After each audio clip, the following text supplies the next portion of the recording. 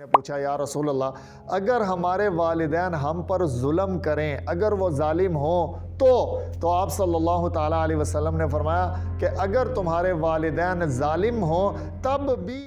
امن یجیب المضطر اذا دعا لا الہ الا ہو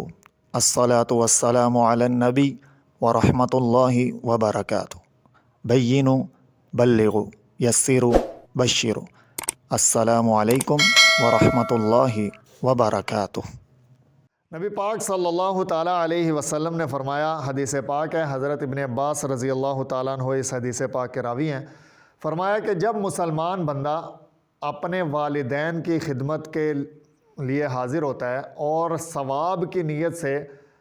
اپنے والدین کی خدمت کرتا ہے تو اللہ رب العزت اس کے لیے جنت کے سارے دروازے کھول دیتے ہیں، اور اگر اس کے والدین میں سے کوئی ایک زندہ ہے تو اس کے لیے جنت کا ایک دروازہ کھول دیتے ہیں کہ وہ اپنے والد کی یا والدہ کی خدمت کرے اور اس جنت کے کھلے ہوئے دروازے سے جنت میں داخل ہو جائے۔ لیکن اگر اس نے ان دونوں میں سے کسی ایک کو ناراض کر دیا،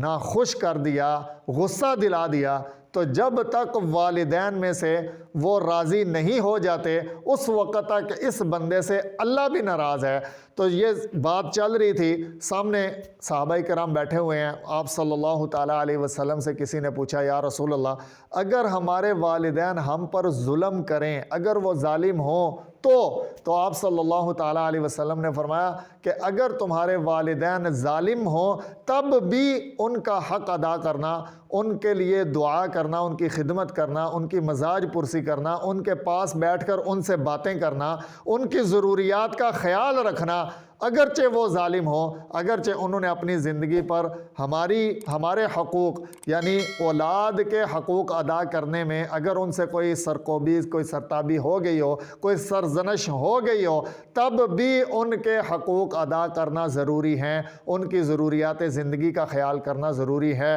اللہ پاک ہمیں سمجھ عطا فرمائے۔